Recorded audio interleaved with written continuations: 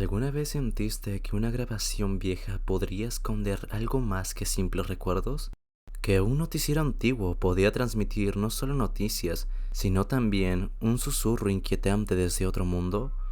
Eso es el terror analógico, un subgénero que ha crecido silenciosamente en los rincones más oscuros de YouTube y que hasta el día de hoy, mientras grabo este video, aún no ha tenido una película oficial en su nombre, aunque claramente lo merezca. Pero eso no le ha impedido convertirse en uno de los fenómenos más aterradores e inmersivos del Internet. ¿Y qué es exactamente el terror analógico? Básicamente se trata de usar el estilo y la estética de la tecnología de antaño, como las cintas VHS, cámaras viejas o televisores de tubo. Todo esto para contar historias que erizan la piel, todo con ese aire polvoriento y distorsionado, que nos hace sentir que estamos viendo algo prohibido, algo que no deberíamos haber encontrado. Este estilo va de la mano con otro subgénero muy popular, el found footage, o en español, metraje encontrado.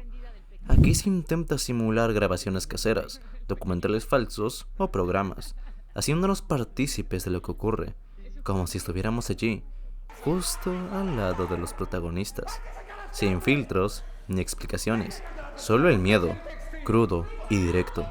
Películas como REC, Fenómeno Siniestro o VHS son claros ejemplos de este estilo, aunque en el terror analógico esto se lleva aún más allá. Porque aquí no hablamos de una historia contada con claridad, aquí todo es fragmentado, borroso e incompleto. Son noticieros extraños, informes falsos y grabaciones interrumpidas. Todo parece real, tan real que por momentos dudas si lo que estás viendo es una obra de ficción o una advertencia que nunca llegó a transmitirse. Y aunque parezca un formato sencillo, lo cierto es que lleva mucho trabajo detrás. Son proyectos con una producción artesanal, donde se cuida cada detalle para que parezca salido de una cinta olvidada en un cajón. Por eso abundan tanto en YouTube. No necesitan presupuestos enormes, pero sí una gran creatividad. Cada serie tiene su propia mitología, sus propios monstruos y sus propias reglas. Algunas comparten elementos visuales, como las distorsiones, los rostros deformes y las voces alteradas. Pero lo que realmente atrapa es la historia. Porque detrás de cada canal de terror analógico hay un universo esperando a ser descubierto. A veces, conectado por pistas ocultas. Otras veces, es tan complejo que intentar resumirlo sería bastante difícil, por todo el material que contiene. Y sí, te estoy mirando a ti, Monument Mitos. Tu historia es buena, pero también es un maldito rompecabezas que me ha dado dolores de cabeza cada vez que intento comprenderla. Aún así, te sigo queriendo. Contar el origen del terror analógico no es tarea fácil. Contrario a lo que muchos creen, este subgénero no nació en YouTube, aunque fue ahí donde se hizo realmente popular. Sus raíces vienen de antes, y están profundamente ligadas a algo que ya mencioné antes, el found footage. Y no me refiero a alguna película como tal, sino a su estética.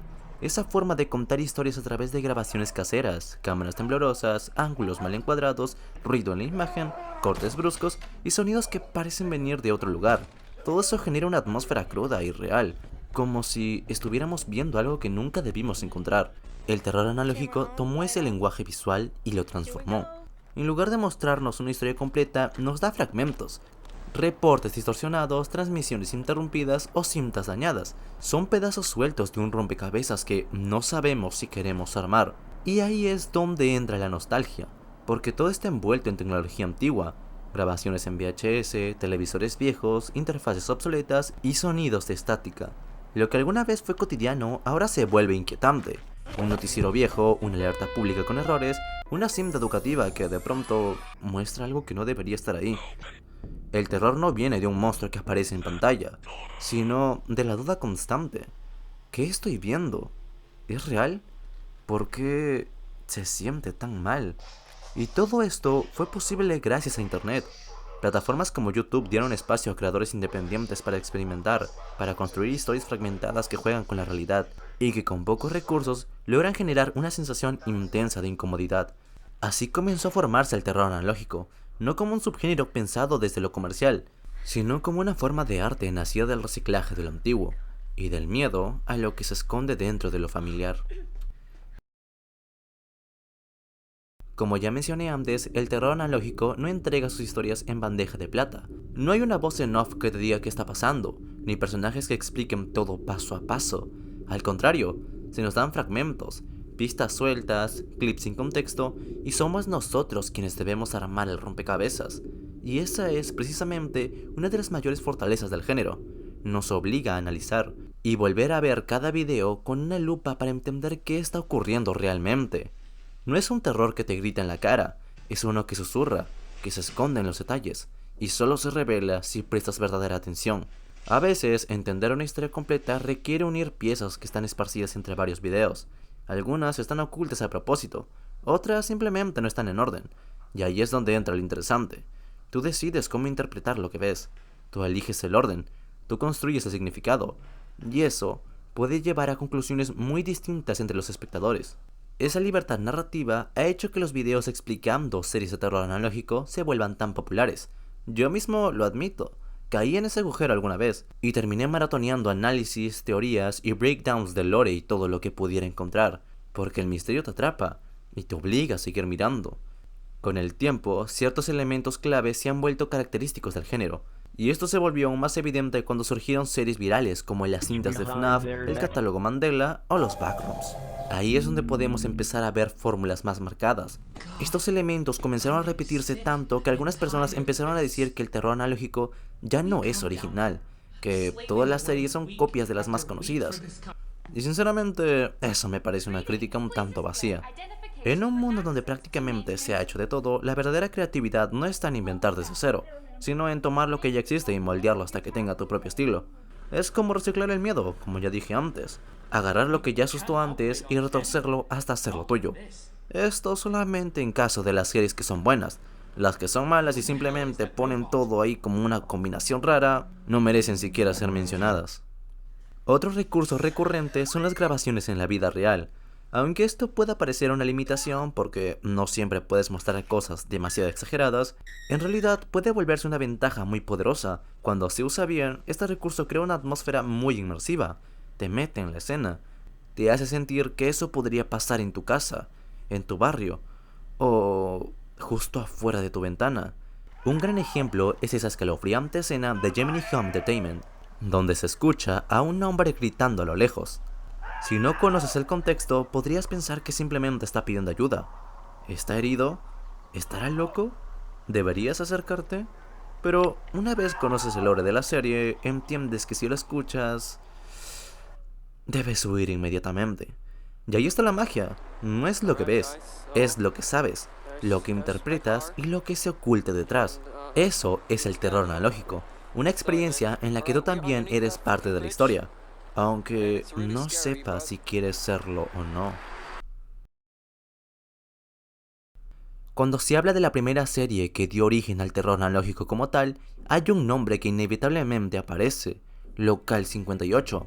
Esta serie, creada en 2015, es considerada por muchos como la pionera del género.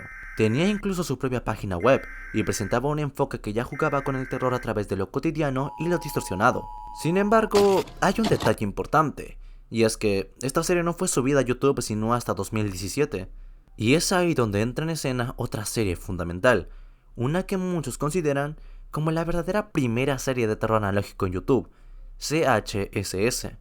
CHSS es una serie inquietante, misteriosa y sobre todo sorprendente por el contexto en el que nació. Su premisa inicial parece inofensiva: una colección de videos instructivos y anuncios creados para promover un supuesto programa de bienestar mental, patrocinado por el gobierno y ambientado en una estética muy ochentera. Todo parece parte de una campaña antigua sacada del archivo, hasta que empiezas a notar que algo no está bien. A medida que los videos avanzan, la fachada se desmorona y empiezan a emerger detalles turbios, interrupciones inesperadas, mensajes crípticos y un ser desconocido que comienza a interferir con las transmisiones, acechando a los creadores del contenido. La atmósfera se vuelve cada vez más densa y la narrativa toma un giro oscuro que atrapa por completo. Pero lo más impresionante de todo esto es quién está detrás de CHSS. La serie fue creada por un usuario llamado Turkey Lenin, un joven de Singapur que tenía apenas 15 años cuando publicó su primer video. Sí, 15. Y logró construir una historia con una premisa sólida, inquietante y lo suficientemente bien pensada como para marcar un antes y un después dentro del género.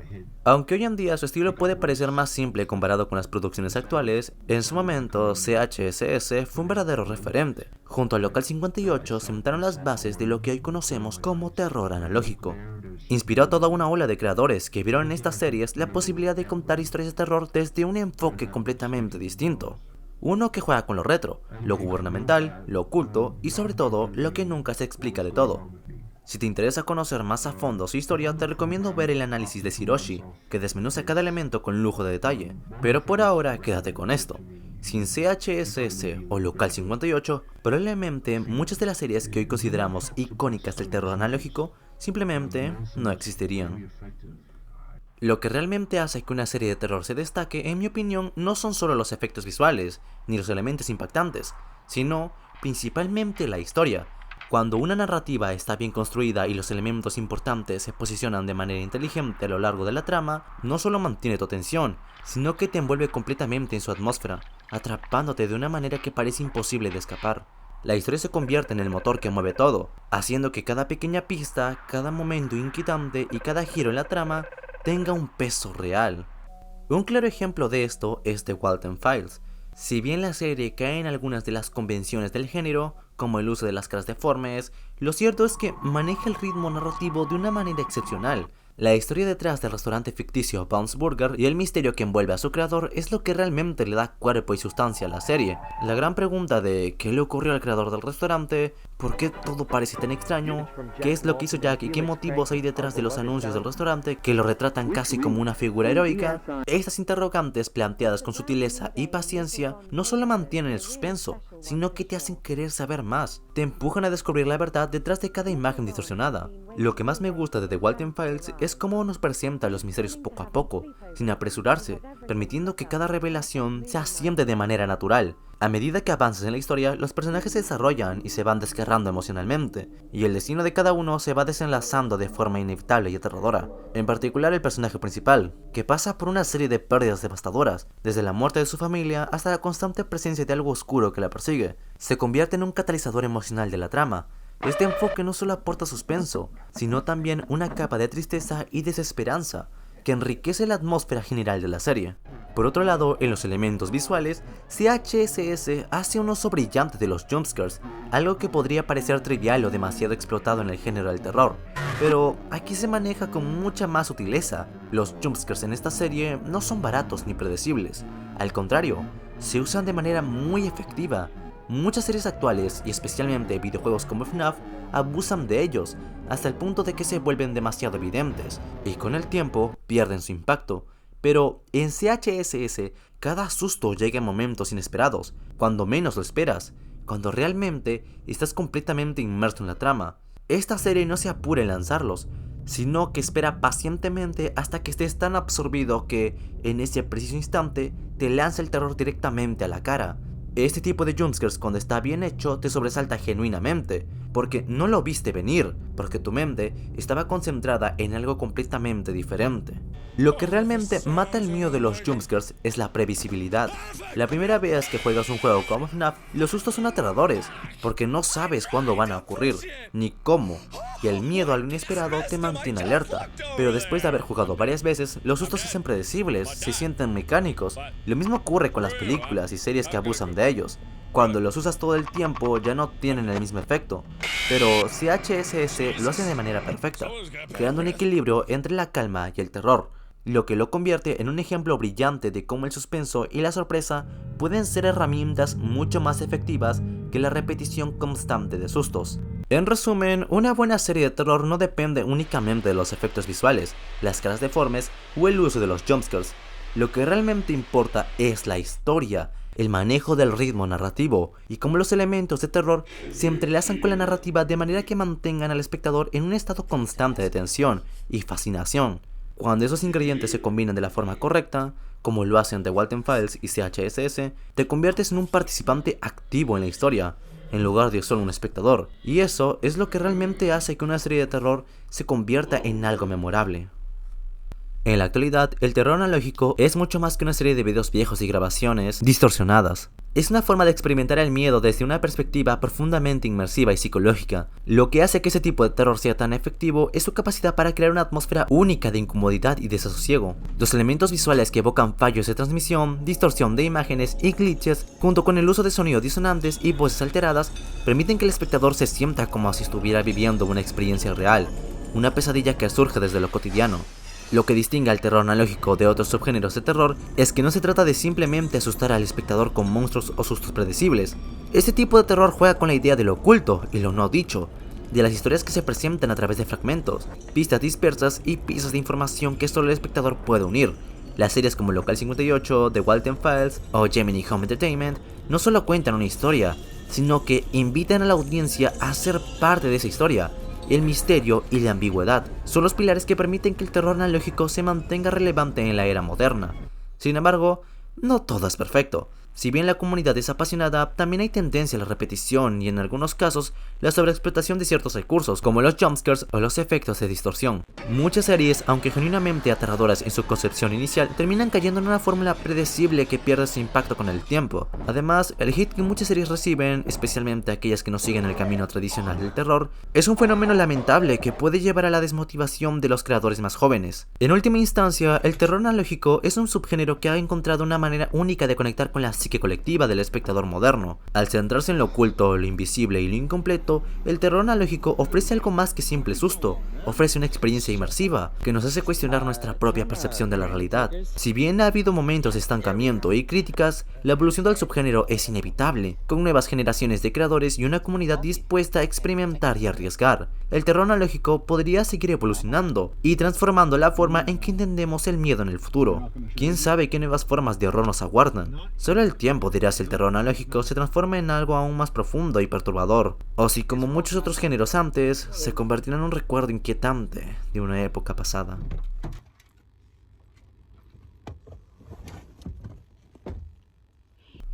Espero que les haya gustado este video. Intenté escribir todo lo que me salía de la cabeza y no sé si ha quedado bien, pero bueno. Quiero darle las gracias a mi preciosa novia que me ha ayudado dibujando la miniatura de este video. Te quiero mucho, Val. También aprovecho para decir que si han llegado hasta aquí y no se han suscrito, no se pasen de rosca y lléguenlo ahora. Déjenme un comentario y un like, por favor, que eso ayuda muchísimo. También vayan a seguirme a Twitch. Hace tiempo no hago nada por ahí, pero tengo planeado regresar dentro de un tiempo. Así que vayan a seguirme y espérenme. También vayan a mi Instagram, ahí estoy intentando ser un poco más activo mostrando las miniaturas de futuros videos, para que sepan que sí estoy chambeando. También estaré saludando a las personas que me vayan siguiendo, y hablando de eso, le mando un saludo a Vomit Sane, Karen Hasa, Yoshi Kimura, Dagger Sama, Isu MK, Ilup Arts e Intimanu. Ahora sí, me puedo tomar unas semanitas de descanso y pura vagancia. Nos vemos, gente, recuerden cuidarse y que tengan una feliz semana. Chao.